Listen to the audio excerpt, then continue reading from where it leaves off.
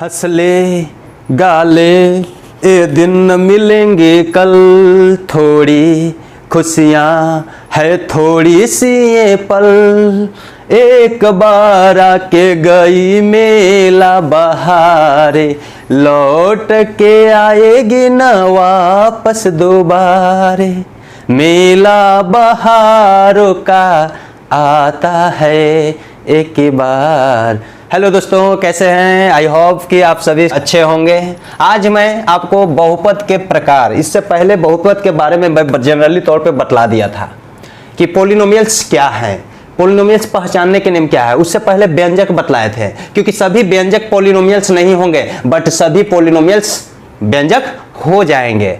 लेकिन हाँ, वैसा व्यंजक पोलिनोमियल होगा जिसमें जो चर उपस्थित है, चर एक्स वाई जेड, ऐसे ए बी सी भी चर होता है, लेकिन एक्स वाई जेड ना रहने पर, तो वैसा व्यंजक जिसमें जो चर उपस्थित है उसका घात क्या होना चाहिए? अऋणात्मक पूर्णांक होना चाहिए। घात क्या होना चाहिए? अऋणात्मक पूर्णांक। बट गुणांक क्या होना चाहिए? कोफिशिएंट ऑफ एक्सप्रेशन जो अलजेब्रिक होते हैं, रियल नंबर, वास्तविक संख्या। जो आपको हम रियल नंबर के बारे में अलग से वीडियो बना के प्रोवाइड कराया हूं, लिंक पर जाइएगा और उसको देख लीजिएगा।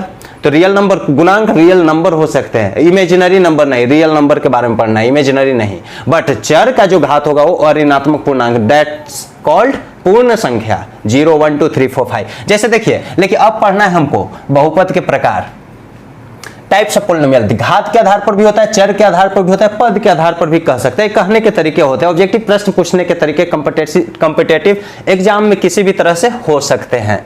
I am right. देखिए, चर के आधार पर कहा जाएगा तो आपको चर देखना है कि उसमें चर कितने हैं। जैसे यहाँ पहले पोलिनोमियल है कि नहीं, व्यंजक तो सब है ही, एक्स वाई जेड और संख्या के जो कॉम्बिनेशन करके लिखा हुआ है वह व्यंजक है, बट इमेजिनरी नंबर नहीं होना चाहिए। ठीक, तो ये सब व्यंजक है, बट इसमें जो चर उपस्थित है, एक्स है वाई है, उसका घात पावर, यहाँ 2 है, यहाँ 1 है, यहाँ 1 है, वाई का भी पावर तो 1 है, एक्स का पावर 1 भी है। तो यहाँ पे पावर पूर्ण संख्या है, 1 2 3 4 5 0 1 2 3 4 5 यही गिनती की संख्या होगा, लेकिन 0 भी होगा, ध्यान दीजिएगा। जैसे सिर्फ ऐसे लिख देते, ये भी एक बहुपद है, व्यंजक भी है, बहुपद भी है, जिस इसमें कोई भी चर लगाएंगे उसका पावर 0, यानी शून्य घात वाला ये बहुपद है। समझे? शून्य घात वाला बहुपद को हम कौन से बहुपद बोलते हैं, यह भी आपको याद रखिएगा। जिस बहुपद का घात शून्य हो उस बहुपद को किस नाम से जाना जाता है? कमेंट करके बताइएगा। ऐसे मैं बता दे रहा हूं, अचर बहुपद, क्योंकि इसका वैल्यू 5 × 1 दैट मीन्स 5 ही रहेगा। संख्या कोई भी ऐसे ही लिख दी जाए, उसमें चर रहता है बट उसके पावर 0 दी जाती है। इस प्रकार वह शून्य घात वाला बहुपद होता है, क्योंकि मैक्सिमम पावर ही चर का बहुपद का घात कहलाती है, इसलिए मैक्सिमम पावर 0 ही रहेगा। तो अचर बहुपद का घात शून्य होता है। अचर पद का घात नहीं, अचर पद का घात कुछ भी दे सकता है, सिर्फ 5 लिखा है, 5 के पावर 1 है, हम 5 के पावर 2 भी लिख सकते हैं, और तब इसमें x लगा के 0 कहेंगे। इसका मतलब हो कि 25x के पावर 0, यह भी एक कांस्टेंट पोलिनोमियल है, लेकिन घात 0 ही है। I am right. अब ध्यान दीजिए, तो यहाँ 2 चर है, चर के आधार पर कहेंगे तो 2 चर वाला बहुपद है। पद कितने हैं? 2 पद हैं। पदों को अलग प्लस और माइनस चिन्ह से होता है, वो भी सजाती है और बिजाती है पदों को जोड़ घटाव करके। यहाँ जुटने जोड़ने घटाने वाली कोई भी हो, जैसे सपोज 3x + 5x लिख दिए, कितने चर है? एक चर वाला बहुपद है, क्योंकि चर का घात 1 नजर आ रहा है। कितने पद वाले हैं? तो 2 कोई जवाब देगा, इट्स रॉन्ग, क्योंकि ये दोनों 3x 5x that means 8x जुट रहा है, सजातीय है, इसलिए इसको जोड़ेंगे तो एक पद वाला, एक पदी व्यंजक है। ये तो मैं बताया था कि एक पदी, द्विपदी, त्रिपदी। तो इस प्रकार से पद के आधार पर भी यहाँ 3 पद वाला है, लेकिन 1 चर वाला है। यहाँ पर 3 चर वाला है और 2 पद है, 3 चर है 2 पद है। और चर जो भी है उसका पावर 0 1 2 3 4 5 होना चाहिए। यहाँ देखिए, कोफिशिएंट रियल नंबर हो सकता है, रियल नंबर में परमेय अपरमेय संख्या, अपरमेय परमेय भी मैं सब बतला चुका हूं। हाँ, ये देखिए, ये बहुपद नहीं है, व्यंजक है, ये व्यंजक है, ये 4 जो है व्यंजक है, बट बहुपद नहीं है, बहुपद नहीं है। बहुपद क्यों नहीं है? जब बहुपद नहीं है तो घात नहीं बतलाएंगे। बहुपद नहीं तो यानी कि घात हम कर देंगे 3 घात है तो गलत। पहले बहुपद नहीं है क्योंकि यहाँ x नीचे है, ये ऊपर जाएगा, x का पावर -1 होगा, जो पूर्ण संख्या नहीं है घात, इसलिए तीन पद वाला व्यंजक कह सकते हैं, बट ये बहुपद नहीं है। इट्स क्लियर, इसका घात हम नहीं बताएंगे कि घात क्या है। हाँ, व्यंजक का घात तो 3 बतलाएंगे मैक्सिमम है, ठीक है, लेकिन पॉलिनोमियल बहुपद है ही नहीं, राइट। अब चलिए हमको जो पढ़ना है यहाँ पे मेनली, जिसके बारे में ग्राफ भी पढ़ना है, और आपको घात के आधार पर, घात जानते हैं, घात के आधार पर पढ़ने से पहले एक चीज ये भी जान लीजिए, जीरो शून्यक, बहुपद के शून्य, कोई भी बहुपद मैं लिखता हूं 3x + 5, ये बहुपद है, एक चर है, चर के घात क्या है 1, एक चर वाला है, एक घातीय बहुपद है, एक घात भी है, मैक्सिमम घात 1 है, इसमें अगर x लगाएंगे तो 0 देना होगा, राइट। ये सब तो मैं व्यापक रूप बतलाया हूं, चर के घातों को घटते या बढ़ते क्रम में लिख दीजिए, वो व्यापक रूप में कहलाता है स्टैंडर्ड फॉर्म ऑफ पॉलिनोमियल, ठीक फॉर्म होता है, ये भी बतलाया हूं। अब आप देखिए, एक चर वाला है, एक घातीय बहुपद, एक चर वाला ही एक घातीय बहुपद है, इसका शून्य क्या होगा? तो शून्य का मतलब होता है कि चर का वह मान, चर का वह मान, जो चर दी हुई है उसका वह मान जो बहुपद को पूरी तरह से शून्य कर दे, यानी उसके जगह पर पुट करेंगे, यानी x का वैल्यू क्या पुट करेंगे, 3 है, गुने है, यहाँ +5 भी है, ये 3 कटना चाहिए, और माइनस में 5 आएगा, ये +5 है तो क्लियर हो रहा है कि -5 होगा, दोनों जोड़ेंगे, आपको मालूम होना चाहिए दो समान संख्या, एक प्लस और एक माइनस असमान चिन्ह के साथ रहेगा, उसका योग सदैव 0 होती है। दो समान संख्या असमान चिन्ह के साथ रहेगा, उसका योग सदैव 0 होते हैं। बने रहिए, मेला आ जाएगा, पढ़ने में आपको मेला की तरह लगेगा, समझे, लग रहा है। यहां ध्यान दीजिए, अब यहां हमको -5 करना है, तो 3 जब ऊपर में है तो 3 नीचे में रखेंगे, और हमको 5 चाहिए तो 5 रखना होगा, यानी 5/3 से गुना किए, कट गया, यह माइनस साइन रखना, यानी -5/3, यही -5/3 इसका शून्यक हुआ, क्योंकि -5/3 एक ऐसा चर है, एक चर, एक घातीय है, इसलिए बतला रहा हूं, जो x की जगह पर रखेंगे तो इसको शून्य कर दे। क्या ऐसे करने जाओगे, बड़े बड़े क्वेश्चन रहेगा तो, ये तो मैं बतला रहा हूं, ऐसे करोगे आप, इतना सोच लीजिएगा जल्दी है। तो ये तो यहाँ पे सिंपल क्वेश्चन था, ठीक है, -5/3, हाँ, लेकिन ऊपर जो रहेगा इसको हटाना है तो नीचे उतना ही रखेंगे, जब नीचे उतना रखेंगे और ऊपर क्या रखेंगे, ताकि ये प्लस यहाँ जो अचर संख्या है वो मिलना चाहिए, तो क्लियर, और वो भी असमान चिन्ह के साथ मिल जाए, प्लस है तो माइनस में, माइनस है तो प्लस में, ताकि 0 करेगा जुड़कर, क्योंकि योग का नियम आप पढ़े हैं, समान चिन्ह सदैव जुड़ता है, असमान चिन्ह हमेशा घटेगा, बड़ा में छोटा घटाइए, चिन्ह वही होगा जो बड़ी संख्या का होगा, ठीक। अब देखिए, तो चर का वह मान, इसलिए कहा गया है कि बहुपद के शून्यक निकालना है, इस बहुपद के शून्यक अगर निकालना है तो उस बहुपद के बराबर में 0 कीजिए और चर का मान निकालिए, आंसर आ जाएगा। जब जैसे हम इस बहुपद के बराबर, ये बहुपद है, जब ये इक्वलिटी साइन मिल जाती है और 0 करते हैं, क्यों करते हैं, क्योंकि पूरा 0 होना चाहिए, ये कह रहा है बहुपद के शून्यक निकालने के लिए पूरा बहुपद का मान 0 होना चाहिए। क्यों? जब x का मान, तो x का मान यहां निकालेंगे, पहले 3x, ये a का साइन होता है, क्योंकि दोनों कॉम्बिनेशन चल रहा है, बराबर नहीं देंगे, गलत हो जाएगा, ये बराबर खुद पहले से दिया हुआ है, ये प्लस उस तरफ जाएगा, क्या हो जाएगा -5, अब यहां मल्टीप्लाई उस तरफ जाएगा, तो आपको मालूम है कि इक्वलिटी साइन के इधर से उधर करते हैं तो दोनों पक्ष से इधर से उधर कर देंगे तो कोई साइन में चेंजिंग नहीं, बट एक पक्ष से कोई पद जाएगा इधर से उधर तो उसका साइन प्लस है तो माइनस, माइनस है तो प्लस, गुना में है तो भाग में, और भाग में है तो गुना में, तो ये गुना में 3 है तो उधर जाएगा तो क्या हो जाएगा, भाग में, तो -5/3 आया कि नहीं। अब आप ध्यान दें, x का मान क्या है, आया -5/3, अब 3 गुने -5/3 और +5 करके आप देखिए 0 आ जाएगा। तो शून्यक निकालने के लिए बहुपद के बराबर में 0 आप करके x, y, z जो भी होगा चर, उसका वैल्यू निकालिएगा, डैश वही शून्यक हो जाएगा। अब आपको बात यह है कि जब बहुपद के बराबर में 0 कहते हैं तो आगे समीकरण पढ़िएगा, तो यही बहुपद इस समीकरण बन जाता है। तो 0 न कह के उसको फिर क्या बोलते हैं, मूल बोलते हैं, हल बोलते हैं, जड़, रूट बोलते हैं, रूट बोलते हैं, जड़ भी कह दीजिए, कोई दिक्कत नहीं है। यानी जब समीकरण ये बनेगा, अगर द्विघात बहुपद पढ़ रहे हैं, द्विघात बहुपद के बराबर 0 करेंगे तो द्विघात समीकरण, तो द्विघात बहुपद के जो शून्यक होंगे वही द्विघात समीकरण के मूल होंगे, हल होंगे, कोई फर्क नहीं है, केवल लिखावट पर फर्क होती है, ठीक। तो एक चीज आपको क्लियर हुआ कि शून्यक निकालने के लिए क्या करेंगे, वो चर का मान होती है, चाहे चर वह x हो या y हो या z हो, जब हम उसके जगह पर पुट करेंगे तो पूरी कंप्लीटली बहुपद का value is equal to 0, understand. इसलिए ये बराबर में 0 करके x का वैल्यू निकाला जाता है, ताकि x जो इंडिकेट करेगा वही बताएगा कि हम अपने जगह पर रखने पर बराबर 0 कर देगा। I am right. चलिए आगे बढ़ते हैं। अब आपको देखना है 0 आप समझ गए हैं, अब आपको घात के आधार पर बहुपद एक घातीय, द्विघातीय, त्रिघातीय। तो बहुपद के घात किसको कहते हैं? चर का मैक्सिमम घात, सबसे ज्यादा घात वाला बहुपद होता है, समझे? चर का जो सबसे ज्यादा घात रहेगा, सबसे बड़ी संख्या घात, और वो भी 0 1 2 3 4 है, तो मालूम है कि आपको पूर्ण संख्या होना चाहिए। अब आप देखिए, एक घातीय या रैखिक बहुपद, एक घातीय या रैखिक बहुपद कहने से ही पता चल रहा है कि एक घात होना चाहिए, और घात ही बतलाता है कि एक घातीय है, तो इसमें जो है शून्यकों की संख्या क्या होगी? शून्यकों की महत्तम संख्या, सबसे ज्यादा संख्या एक होगी। एक घातीय बहुपद अगर दी हुई है, जैसे एक घातीय है, अब आपको कोई पूछ देगा कि 5 में लिख दिया, क्या बहुपद है, व्यंजक है? तो है भाई। चर कहाँ है? तो लो ना भाई, चर है, लो ना भाई, चर है। जो चर लगाएंगे उसका पावर 0। तो क्या बहुपद है? तो घात देखेंगे, बहुपद है तो चर तो है, एक गुणांक है, एक गुणांक है 5, ठीक, ये 5 गुणांक है, अचर संख्या है, संख्या है, और चर तो है, चर के घात क्या है? वो पूर्ण संख्या है, तो बहुपद है। यानी व्यंजक है, साथ साथ बहुपद भी है, तो घात क्या है? 0 है, तो अचर बहुपद है। तो ये क्या एक घातीय बहुपद है? अरे पागल, तो ये एक घातीय बहुपद होगा? दम बकलोले का है रे।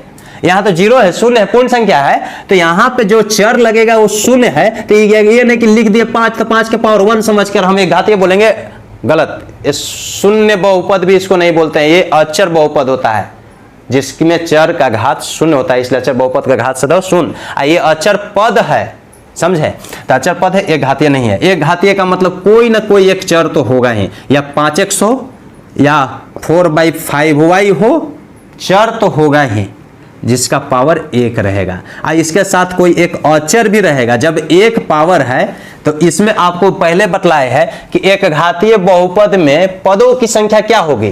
तो जो घात है, पदों की संख्या मैक्सिमम उससे एक ज्यादा होता है, ये भी मैं बतला चुका हूं।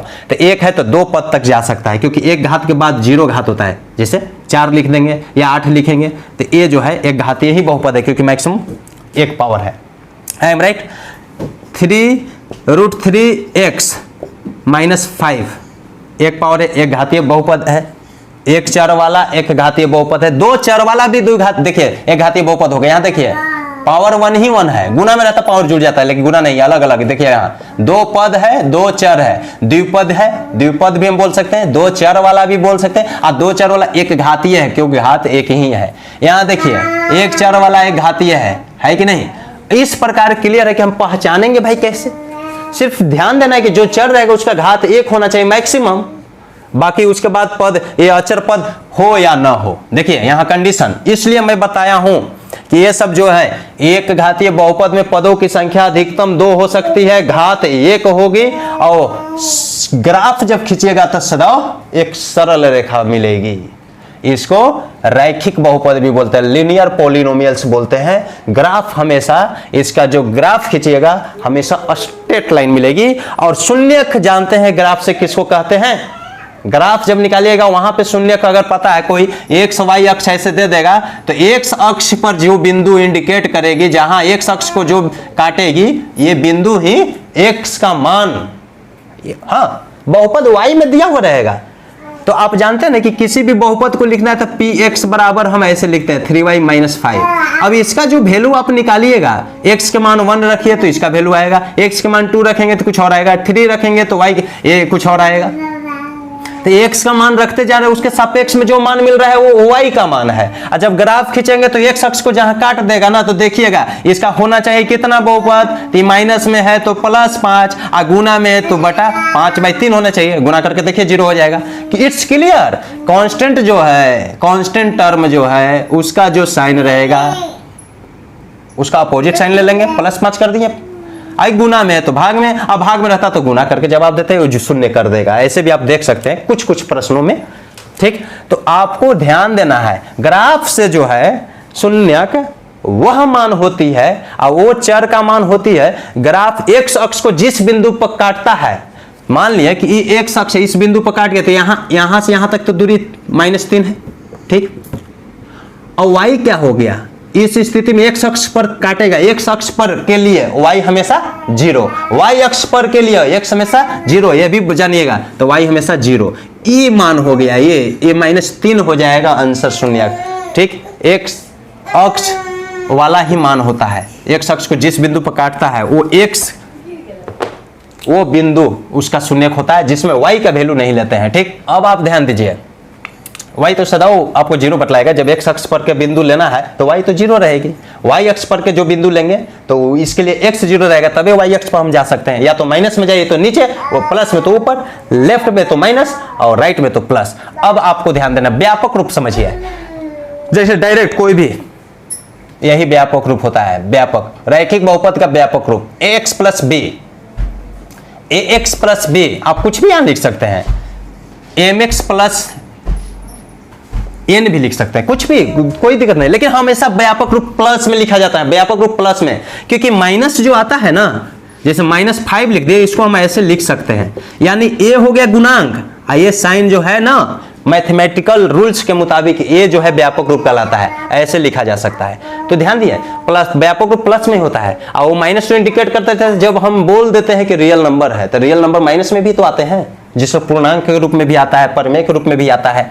तो ध्यान दीजिए, mx plus n, ax plus y, जहां ए कांट भी 0। अब देखिए, कहिएगा सर ये कांट भी 0, a और b real number, belongs to real number, a और b मतलब वास्तविक संख्या होगी, पूर्णांक नहीं खाली बोलिएगा, ये वास्तविक संख्या, रियल नंबर मतलब वास्तविक संख्या का ही सदस्य होगी। तो न्यूनतम जो, हाँ, शून्यकों की महत्तम संख्या 1, शून्यक तो 1 आएगा ही। अब 0 और 1 से लिख देंगे,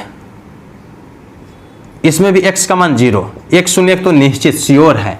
महत्तम और न्यूनतम, न्यूनतम हटाइए, ठीक, न्यूनतम को हटा दीजिए, न्यूनतम यहां पे आएगा, त्रिघात में आएगा, न्यूनतम द्विघात। आप देखिए वास्तविक संख्या है, यानी व्यापक रूप ax प्लस b, a कभी 0 नहीं होना चाहिए। जानते हैं क्यों लिख दिया गया?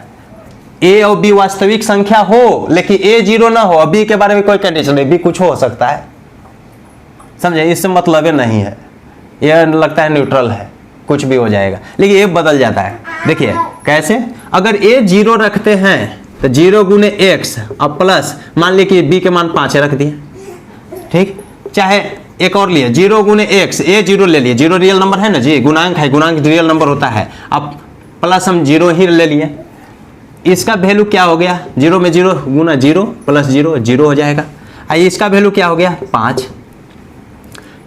एक घातीय बोल रहे हैं, एक चर तो था लेकिन चर का घात भी एक है, लेकिन जब ये मल्टीप्लाई हो रहा है तो 0, ये घातवे गायब हो जा रहा है, बकलोलवा देखिए ना, घातवे ये गायब हो जा रहा है। अब क्या करेगा, जब ये घात वाला गायब हो जाएगा तो रैखिक बहुपद हम थोड़े बोलेंगे उसको, ये तो अचर बहुपद बन जाएगा। क्या बन जाएगा, अचर बहुपद बन जा रहा है। अगर यहाँ पे b दिया हुआ रहेगा तो 5 केवल क्लियर हो रहा है, जिसमें चर का मान, चर का घात जो 0 रहेगा, राइट।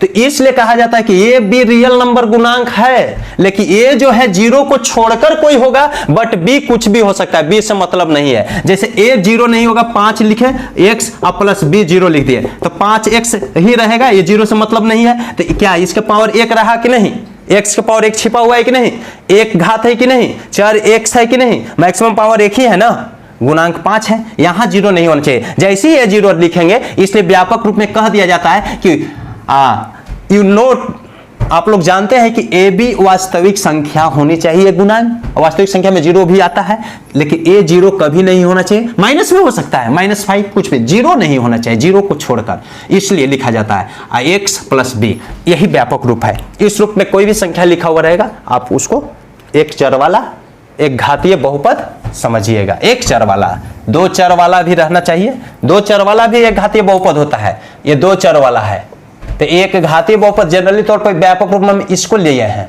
समझे।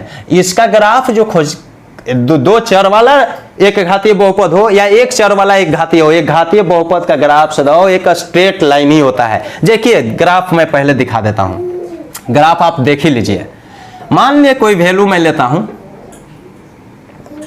px, बहुपद है जिसका वैल्यू, अब शून्य की बात हुआ तो एक ही शून्य मैक्सिमम होगा, शून्य 3x, चाहे मान लेते हैं, लीजिए ना, सिंपल लेता हूं 4x माइनस 8 लेता हूं, ठीक।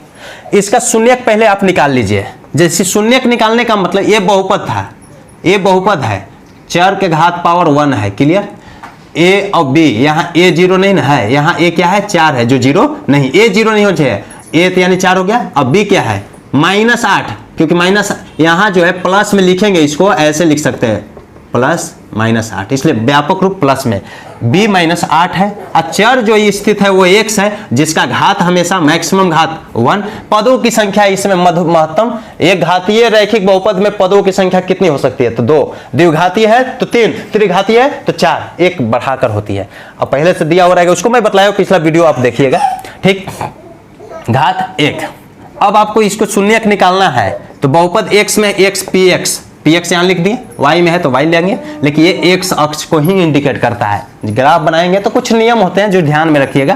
तो px बराबर 4x - 8, तो px हम जानते हैं कि x का कौन सा मान जो 0 कर दे, तो -8 तो +8, आई गुना में तो भागा, +8/4 यानी 2, 4 × 2 -8, 0 हो जाएगा, जो नियम से बतलाएं। लेकिन यहाँ पे 0 बहुपद के बराबर 0 करके लिखिए, यानी 4x - 8 बराबर 0। तो 4x बराबर क्या होगा, -8 is shifted to RHS, that means positive, और मल्टीप्लाई 4 शिफ्ट होगा RHS में, तो क्या हो जाएगा डिवाइड 4, 2।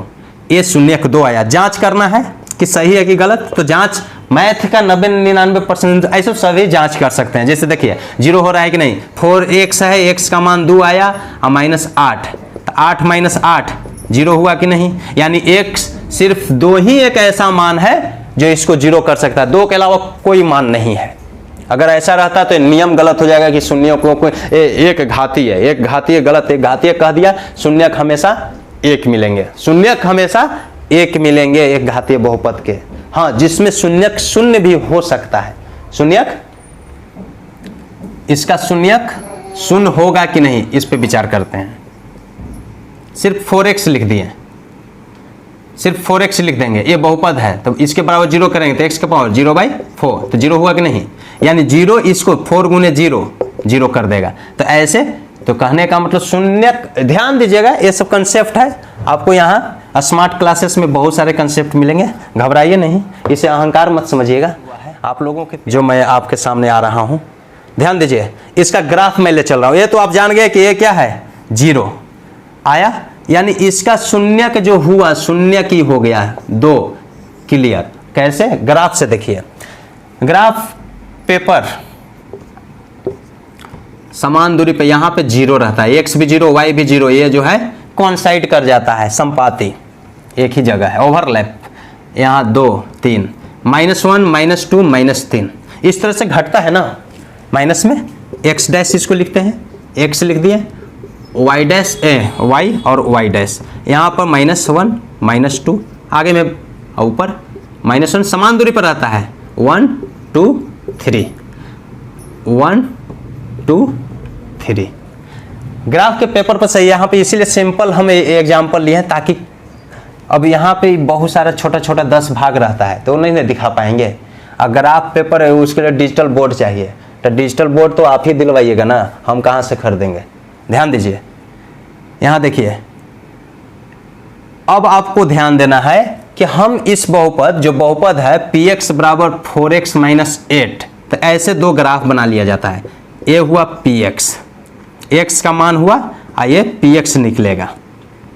देखिए कैसे, x का मान 2-3 पॉइंट लीजिए, कोई दिक्कत नहीं है। x का मान हम 0 ही से स्टार्ट करते हैं, माइनस में कुछ भी लीजिए, कोई कहा नहीं जाता, कुछ भी x का मान कुछ भी लीजिए, 0 जैसी x का मान लेंगे px निकाल लीजिए, तब 4 × 0 -8, 4 × 0 -8 -8। x का मान 1 लेते हैं तो 4 × 1 px क्या निकलेगा, px ई y दर्शाता है, ये y का मान y अक्ष को दर्शाएगा, ई x अक्ष को दर्शाएगा, ध्यान दीजिएगा। तो px, तो x का मान 1 तो -4, 2 लेते हैं तो 4 दूनी 8, तो 8 में से 8 गया 0, ये 3 की जरूरत। अब हम इसको ग्राफ पे लेते हैं, x का मान 0, x 0, पहले x लेते हैं, ध्यान दीजिए, x 0 हम यहाँ है, क्या y 0 यही है, x पहले 0, तो उससे कोरस्पोंडेंस संगत में हम -8 नीचे की ओर जाएंगे, -8 कहीं ना कहीं होगा यहाँ, यानी x 0 और -8। आगे की ओर बढ़ेगा तो यहाँ पे 8 है मान लिया, तो यहाँ ये पॉइंट दर्शाया कि y तो -8 है लेकिन x उसके लिए 0 है, तो y अक्ष पर हम बताए ना कि x 0 y अक्ष और y 0 x अक्ष डायरेक्ट होता है। ठीक, x1 यहाँ है जी, ले लिए -4, 3 और 4 मान लिए 4 यहाँ पे आएगा, 4 -4 ये हुआ।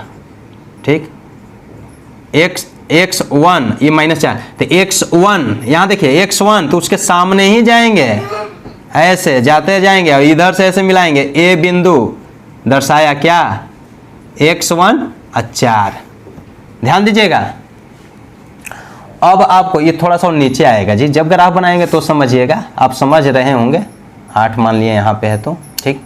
अब ध्यान दीजिए, x2 बराबर दूरी पे रहता है ना सब छोटे छोटे भागों में, x2 y0, x2 यहाँ और y2 तो ऐसे, y2 माइनस में नहीं, माइनस से तो नीचे आया था ना, ये माइनस में है। ठीक, y0 x2 y0, x2 यहीं पे और y0 इसका मतलब यहीं रह जाएगा, और इसी को मिलाइएगा ना तो एक सरल रेखा आएगा, यहाँ पे 8 कटेगा, ये सरल रेखा स्ट्रेट लाइन ही मिलेगा। एक रैखिक बहुपद का ग्राफ हमेशा स्ट्रेट लाइन मिलेगा। ग्राफ का भी मैं टॉपिक लाऊंगा, इट्स क्लियर, आप लोग को क्लियर हो जाएगा। अब आपको ध्यान देना, यहाँ से शून्य की बात कहते हैं, यहाँ भी बिंदु, यहाँ भी बिंदु, बहुत जगह बिंदु है, इसमें तो बहुत सा लाखों हो जाएंगे, करोड़ों हो जाएंगे, अनगिनत। तो अब बतलाइए कि ग्राफ से शून्य कह देगा कि यहाँ पे शून्य बताएं तो कुछ नहीं करना है, तो भाई कुछ नहीं करना तो आएगा कैसे, तो आएगा नहीं, एक शख्स को तो करना है, कुछ नहीं करना, ऐसा थोड़ी कुछ नहीं करोगे इसी आ जाएगा।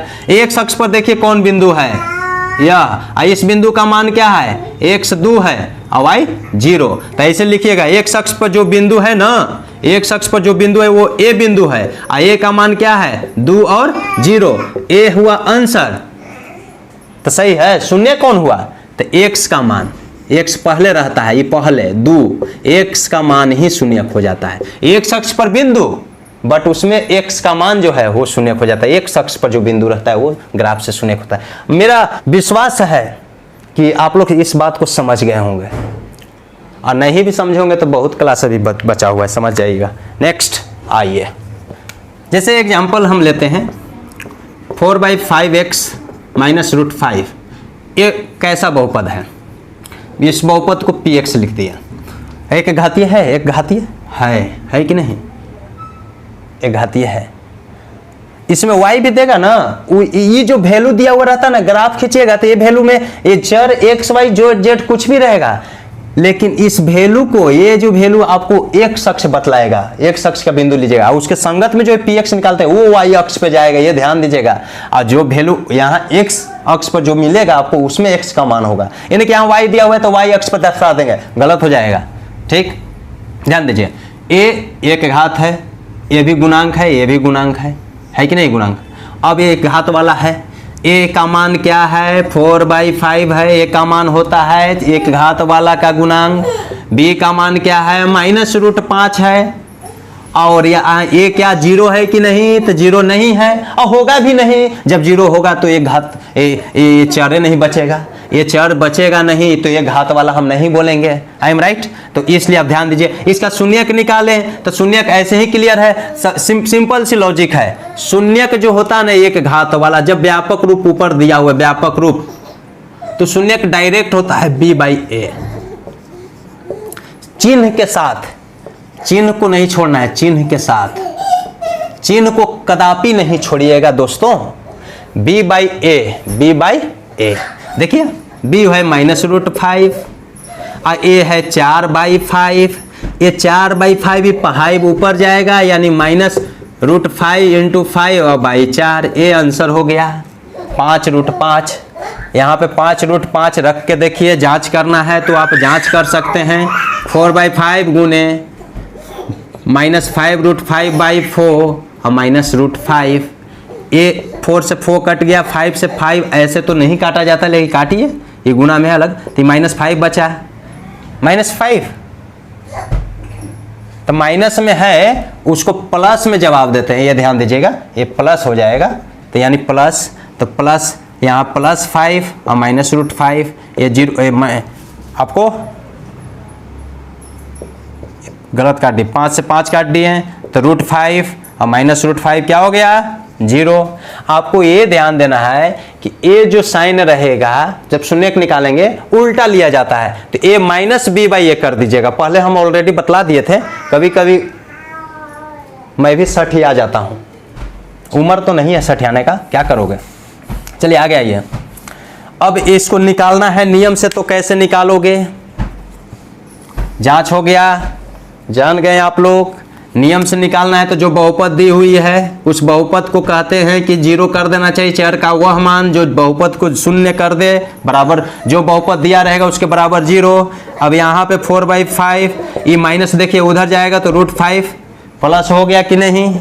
अब यहाँ x डायरेक्ट निकालेंगे ऐसे, इससे गुना हो जाएगा 5√5, नीचे भाग में वो है वो ऊपर जाएगा गुना में, और ऊपर जो है गुना में है वो नीचे आएगा भाग में। क्लियर हुआ कि नहीं। क्लियर। आप ये ध्यान दीजिए व्यापक रूप से, माइनस ऑलरेडी यहां रहेगा -b/a, और a का मान कभी 0 नहीं होता है। कभी भी ऑब्जेक्टिव क्वेश्चन में पूछ देगा दोस्तों, आप सोच रहे हो कि सर बार बार क्यों बोल रहे हैं a का मान 0 नहीं होता। नहीं सुन लिया क्या, बहरा हूं तो सुन लिए, तो मैं इसलिए बोल रहा हूं ना कि दे दिया जाएगा। मैं ही कुछ टेस्ट लूंगा, टेस्ट सीरीज एक आएगा उसमें आपको ऑब्जेक्टिव दूंगा, देखिएगा कैसे गलत होता है। जानते हुए भी आपको गलती होता है क्योंकि ध्यान केंद्रित नहीं रहता है। ये कांट भी 0, ये रहना यहाँ जरूरी है तभी चर बचेगा, इसलिए सभी का व्यापक रूप में ऐसे लिखा जाएगा जहां पर जो कंडीशन लगेगा अप्लाई होगा। समझे दोस्त। ग्राफ जान गए सरल रेखा कैसे होती है, ग्राफ से आपको शून्य फाइंड हो गया। अब दूसरा जो है द्विघात बहुपद। द्विघात कहने का मतलब 2 घात होना चाहिए। चर 2 को रहेगा कि नहीं उससे मतलब नहीं, चर 4 को रहेगा कि नहीं उससे मतलब नहीं है। घात मैक्सिमम जो चर रहेगा उसका घात 2 होना चाहिए, यह ध्यान देना है। और इसमें शून्यक जो होते हैं वो मैक्सिमम 2 हो जाता है। ऐसे 2 ही मूल समान, मूल असमान, ये सब होना। क्वाड्रेटिक इक्वेशन, शून्यकों का समान होना, अल्फा बीटा। यहाँ इसमें जो 2 शून्यक आते हैं उसको एक को अल्फा एक को बीटा बोला जाता है। शून्यकों का योग, शून्यकों का गुणनफल यहीं पे पढ़िएगा, ठीक। अब आप ध्यान दीजिए, द्विघात बहुपद क्वाड्रेटिक पॉलिनोमियल, इसका ग्राफ जो होता है ना पाराबोलिक होता है। कभी भी किसी भी द्विघात बहुपद का ग्राफ ऐसे होगा चाहे ऐसे होगा। थैंक यू दोस्तों हैं।